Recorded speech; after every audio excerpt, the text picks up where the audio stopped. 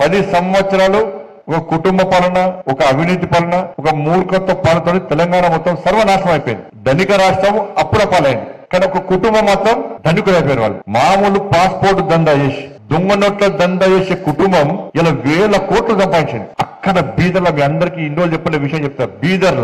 బీదర్లా ఇదే TRS party అగ్రనాయకుడికి printing press ఉండేయారా. నాకు మొన్న ఢిల్లీలో ఒక పోలీస్ ఆఫీసర్ కలిసిండు. సార్, నేను సిద్దిపేట ఎస్పీ ఉన్నప్పుడు బీదర్ లో ఒక ప్రింటింగ్ ప్రెస్ ఉండే. ఆ ప్రింటింగ్ ప్రెస్ టిఆర్ఎస్ పార్టీ ఆది నాయకుడిది. మరి ఏం చేస్తారు సార్ అంటే, టిఆర్ఎస్ పార్టీ కరపత్రాలు కాదు, దొంగ నోట్లు ముద్రిస్తారట. దొంగ నోట్లు ముద్రించే ప్రింటింగ్ ప్రెస్ బీదర్ లో ఉన్నది. నేను ఆ ప్రింటింగ్ ప్రెస్ సీజ్ చేద్దామని పోయినాను. పోయేసరికి రాష్ట్రంలో నుండి ఒక ముఖ్య నాయకుడు నాకు ఫోన్ చేసి, మీకు డ్యూటీ అక్కడ లేదు, మీరు అటు పోకండి అని చెప్పి నన్ను ఆదేశిస్తే నేను పోలేకపోయినా. అంటే దొంగ నోట్ల దంద కూడా చేసిరు వీళ్ళు. ఎన్నికలప్పుడు, ఉద్యమం అప్పుడు, ఎన్నికలప్పుడు బీఆర్ఎస్ వాళ్ళు, టిఆర్ఎస్ వాళ్ళు పంచింది అన్ని కూడా దొంగ నోట్లే. మరి ఆ నోట్లు అప్పుడు ఎట్లా వెళ్ళినప్పుడు అప్పుడు దొంగ నోట్ల మనకు తెలియదు, కొత్త వాళ్ళకు పాత, వాళ్ళ ఎక్స్పర్ట్స్. మనం అంత ఖర్చు పెట్టిన తీసుకున్నా కానీ పంచిన అన్ని దొంగ నోట్లే.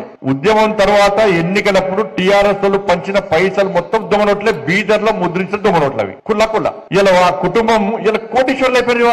ఇవాళ మనకు డిఎల్ఏవా, పిఆర్సీ లేదా, ప్రమోషన్ లేవా, కొత్త ఉద్యోగాలు లేవా. కాబట్టి ఆ పార్టీ చేతిలో సర్వనాశనమైన తెలంగాణ రాష్ట్రం తర్వాత మీరు తప్ప మిగతా ప్రజలంతా ఏమనుకున్నారు, ఒక్కసారి మార్పు